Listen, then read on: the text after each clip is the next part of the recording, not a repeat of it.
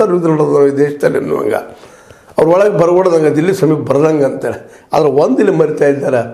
ಅವರು ಈಗ ಯಾವ ಸ್ಥಳದಲ್ಲಿದ್ದಾರೆ ಅಲ್ಲೇ ಸಂಘಟನೆ ಮಾಡ್ಕೊಂಡು ಅಲ್ಲೇ ಕುಡಿದ್ರು ಏನು ಮಾಡೋರಿದ್ದಾರೆ? ಡೆಲ್ಲಿ ಸುತ್ತಮುತ್ತ ಎಲ್ಲೆಲ್ಲಿ ಇವ್ರು ಬಾರ್ಡರ್ ಹಾಕಿದ್ದಾರೆ, ಆದರೆ ಅಲ್ಲಿ ಕುತ್ಕೊಂಡನ ಇವರು ಸ್ಟ್ರೈಕ್ ಮಾಡ್ತಾ ಹೋದ್ರೆ ಇವ್ರು ಏನು ಮಾಡೋರಿದ್ದಾರೆ?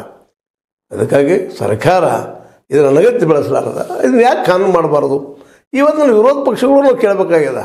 ಈ ಒಂದು ರಾಹುಲ್ರಂಥ ನಾಯಕರಿಗೆ, ಕೇಜ್ರಿವಾಲ್ರಂಥ ನಾಯಕರಿಗೆ ಯಾಕ್ರಿ ನೀವು ಯಾಕೆ ಘೋಷಣೆ ಮಾಡಬಾರ್ದು? ಈಗ ಹೆಂಗೋ ಎಲೆಕ್ಷನ್ ಬಂದದ್ದು ನಿಮಗೆ, ನಾವು ಅಧಿಕಾರಕ್ಕೆ ಬಂದರೆ MSP ಕಾನೂನು ಮಾಡ್ತೀವಿ 23 ಬೆಳಗುತ್ತೆ ಯಾಕಂತ ಇಲ್ಲ ಇಲ್ಲಿವರೆಗೆ ನಿಮಗೆ ಲಾಭದಿದ್ದರಿಂದ ಅಂತ ಅವರು ಹೇಳ್ತಾ ಇಲ್ಲ.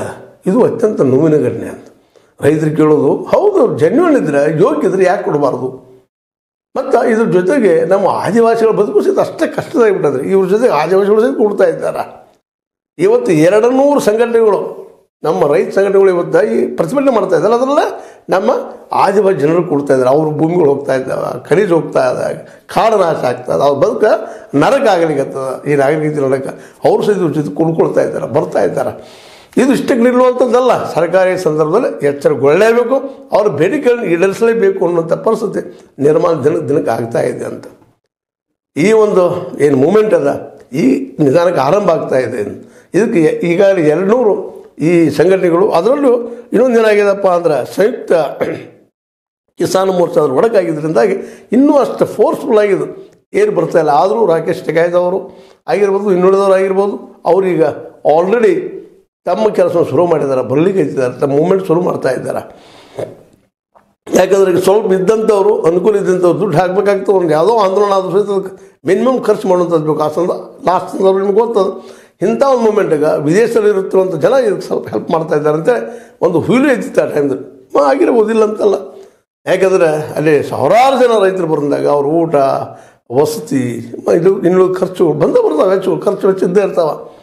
ಅದನ್ನು ನಿರ್ವಹಿಸೋದು ಖರ್ಚಾಗೇ ಆಗ್ತದೆ. ಇದಕ್ಕೆ ಹಿಂದೆ ಟೆರರಿಸ್ಟ್ ಇದ್ದಾರೆ, ಭಯೋತ್ಪಾದಕರು ಇದ್ದಾರೆ, ಮೂಲಭೂತವಾದಿ ಇದ್ದಾರೆ ಅಂತ ಇವ್ರು ಹೇಳಿದರು. ಆದರೆ ಅದು ಪೂರ್ತಿಯಾಗಿ ಆದಾಗ ಅಲ್ಲಿ ಯಾವುದೂ ಇರಲಿಲ್ಲ. ಪಾಪ 700-900ಕ್ಕೂ ಮಿಕ್ಕಿ ರೈತರ ತಮ್ಮ ಜೀವ ಕಳ್ಕೊಂಡಿದ್ರು ಆ ಮೂಮೆಂಟ್ದಾಗ. ಇದು ಸಹಿತ ಮೂಮೆಂಟ್ ಅದೇ ರೀತಿಯಾಗಿ ಹೋಗು ಸಾಯ್ತು ಎಲ್ಲ ಕಂಡು ಬರ್ತಾ ಇದ್ದಾವೆ. ಈಗಾಗಲೇ ಮಾತುಕತೆಗೆ ಬಂದಂಥ ಒಂದು ಕಡೆ ಮಾತಾಡೋದು, ಒಂದು ಸಾಮೋಪಾಯದ ಪ್ರಶ್ನೆ ಇದು ಮಾಡೋದು, ಇನ್ನೊಂದು ಕಡೆ ದಂಡೋಪಾಯ ಕುಳಿತಿರುವಂಥ ನಮ್ಮ ಸರ್ಕಾರ, ಮೋದಿಜಿಯವ್ರ ಸರ್ಕಾರ, ಇದಕ್ಕೆ ಈ ದಂಡೋಪಾಯಕ್ಕಿಂತಲೂ ಮಾತುಕತೆನ ಸರಿಯಾದ ಹಾದಿ.